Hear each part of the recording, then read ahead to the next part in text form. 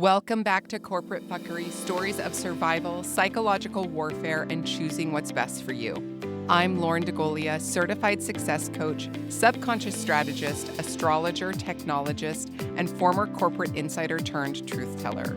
And today we're talking about something subtle, seductive, and wildly misunderstood. And that is success. Specifically, what happens when the success you work so hard for becomes your safety net, and then becomes your cage. This episode is for the woman who did everything right, who built the resume, earned the bonuses, climbed the ladder, and still feels like she's quietly drowning in a life that was supposed to be proof she made it. Let's talk about what it means to be seduced by corporate success and how to unravel yourself from a version of ambition that was never built to hold your full humanity. No one tells you that you're signing an invisible contract when you start your career. It's not in your onboarding paperwork. It's not in the employee handbook. It's encoded in your nervous system. And it goes something like this. If I work hard enough, stay useful, stay visible, stay busy, I'll be safe. And for a lot of us, especially women raised to be high achieving, hyper responsible, and helpful, that agreement starts early. You learn that productivity earns you praise, that being reliable gets you love, that being perfect keeps you relevant. So when you land in corporate life, it feels like a natural fit. There's structure, goals, recognition, feedback loops, compensation. You hit the milestones, title bumps, stock grants, performance awards. Each one gives your nervous system a dopamine hit that says, see? You're safe. You matter. You're doing it right. But what you don't realize is that every reward is reinforcing the contract. And eventually, your career isn't just a job. It's where your worth lies. And let's tell the truth for a minute. A lot of what you're feeling right now isn't burnout. It's grief.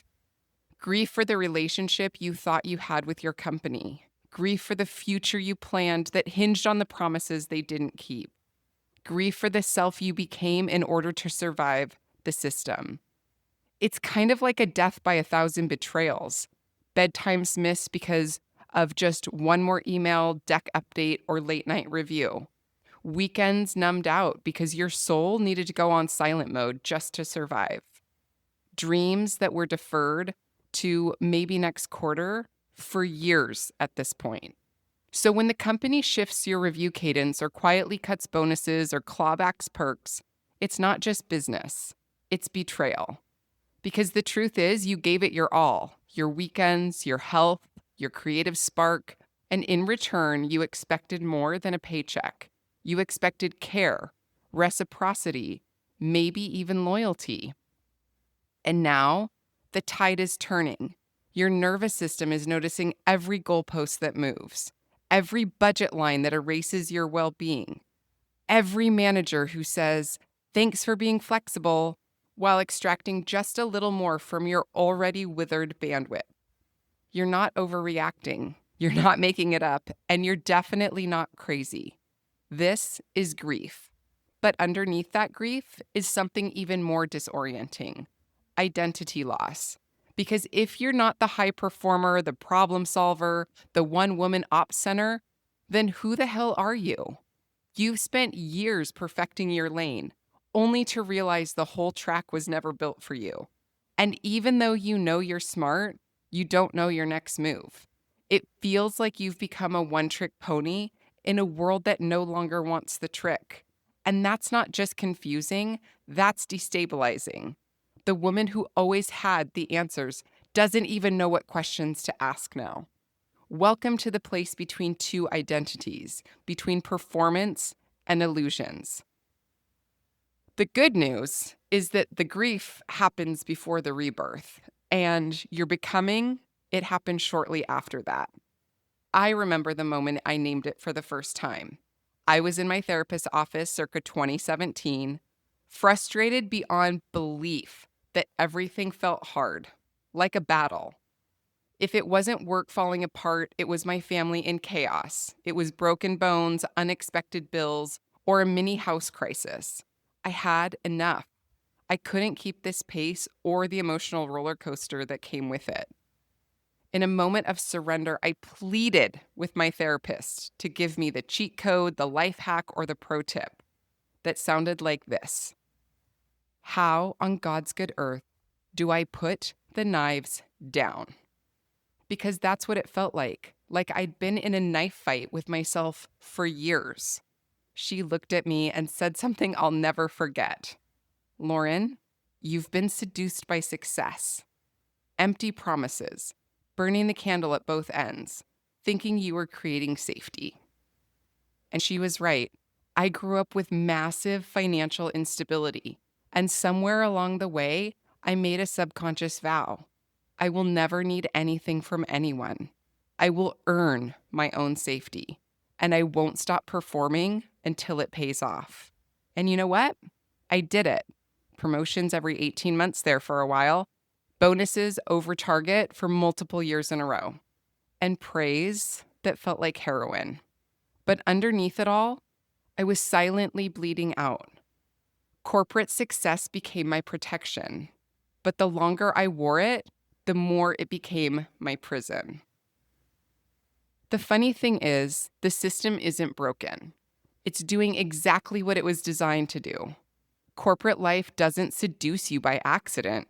It seduces you with precision, with status, with equity, with performance reviews, with the feeling of being needed and the reassurance of being irreplaceable, especially if you've spent your life or career trying to prove that you are. So the thing is, you're not actually addicted to success. You're addicted to what success represents: a sense of safety, belonging, power, and visibility. And the system is engineered to make you question your value the moment you start waking up. So you stay and gaslight yourself, and you say things like, it's not that bad, or compared to others, I'm doing really well. But here's the truth: ambition isn't the enemy here. The attachment to this identity and this relationship is, especially when it's to a system that never cared about your wholeness. AKA, that doesn't mean it doesn't care about you in some way, but it doesn't care about what's best for you, only your output and their bottom line. And that comes in the form of golden handcuffs. So let's talk about that for a hot second, because perks are not just benefits, they're psychological levers. Free lunches, executive coaching, training, stock grants, flex work, travel perks. They're not generosity, they're retention strategies. As one Forbes psychologist put it, the very incentives designed to keep top performers happy also trap them emotionally and psychologically. You start shaping your entire life around your paycheck, your worth to your comp plan, and your identity to your output. And it works until it doesn't. What happens when the perks start to feel like payment for silence, and you start sensing something's off, but you don't feel like you can afford to lose what you've built? And that, my friend, is corporate fuckery, and it's how the cage gets gilded. Eventually, the cracks become too loud to ignore. You cry before your meetings or on your way to work. You fantasize about quitting. You snap at your kids before you've had coffee. Your body's whispers become a scream, and you spend countless hours in therapy working through the BS you're navigating on the clock. And the scariest part, you don't have a plan B because you were so good at plan A. The resume's stacked, the title is senior, the team depends on you. But the truth is, you're quietly unraveling in a system that praises your reliability and ignores your reality. And it's here, in this in-between, where most women freeze. Because this doesn't just feel like a career shift. It's the makings of an identity death. The good news is I'm bringing a reframe with me today because I've been here. I've done that. I got the t-shirt. I blew everything up. And I'm a strong believer that you can still thrive in an environment that you call the shots on. There's nothing wrong with wanting success.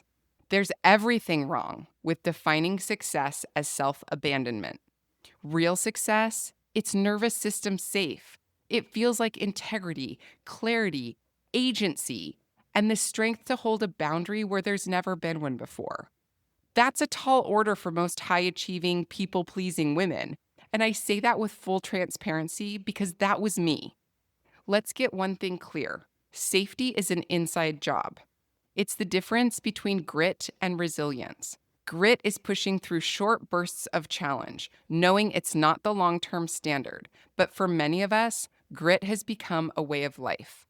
Resilience, on the other hand, is something else entirely. It's building the internal capacity to roll with the punches, to accept what you can't change, and to shift your energy without bulldozing yourself in the process. Because let's be honest, if grit alone could save you, you'd be saved by now. And like Einstein said, the definition of insanity is doing the same thing over and over again and expecting a different result. Now, I'm not going to sit here and say there's a magic switch that moves you from career as safety to inner peace, but if you're ready to make this shift, I want you to know that it's possible. Here are 3 of my pro tips that are going to help you get started. Number 1, I invite you to start tracking your emotional patterns. Where are you repeating yourself? Where are you carrying the emotional load of the workplace? The subconscious stories you're telling are shaping the way that you feel, and that, my friend, can be shifted. These micro shifts are how you take your power back. Number 2, audit your energy like currency. Stop investing in stupid shit that doesn't matter, meetings that should be emails, decks that are over-designed, perfectionism that isn't moving the needle. You are being paid for the metrics you're measured against. Let the rest go. And number 3, ask your future self what success looks like. 6 months, 12 months, 2 years. Let her be your go-to expert, the woman who's already navigated what you're in and what you're going through. That subconscious shift helps you embody what's possible instead of reinforcing what's been. Because small shifts create massive change over time. And the more you learn to live in alignment with your nervous system, your energy, and your future self, the less you care about Bob in accounting and his bad attitude. And the more likely you are to keep that corner office or build something better on your own terms. So, newsflash. You don't have to keep sprinting. You don't have to keep proving. You just have to start listening to what you already know. Safety isn't something you earn. It's something you create. One boundary, one belief, and one breath at a time. If you've been sitting in the silence after the script, wondering why your calendar is full but your soul feels bankrupt, I want you to hear this. You're not behind, you're not broken, and you're definitely not crazy. You're waking up to a truth that your nervous system has known for a while. Success that costs you your safety isn't success. It's survival. And here's the good news. You don't have to stay here. When you learn how to work with your nervous system instead of constantly overriding it, when you learn how to start to reprogram the stories your subconscious clings to out of habit, not truth, you stop living your life as a performance review and start living from a place of permission. That's when you begin to create real options, the kind that don't require choosing between achievement and aliveness, the kind that let you walk into the boardroom without abandoning yourself or your boundaries, the kind that let you lead and rest, win and feel, stay or go on your terms. Because what you're craving isn't escape, it's energetic clarity. It's the ability to feel steady in your body while everything else shifts around you, to stop outsourcing your worth to feedback loops that don't see your value, to stop proving and to start choosing. So if you're sitting on the edge of what no longer fits, here's your invitation to take a deep breath. This isn't the end. It's the beginning of you learning how to trust yourself more than the system you were ever taught to survive. And when that shift happens, your life starts to feel like yours again. That's not magic, my friend. That's mastery. And we are just getting started.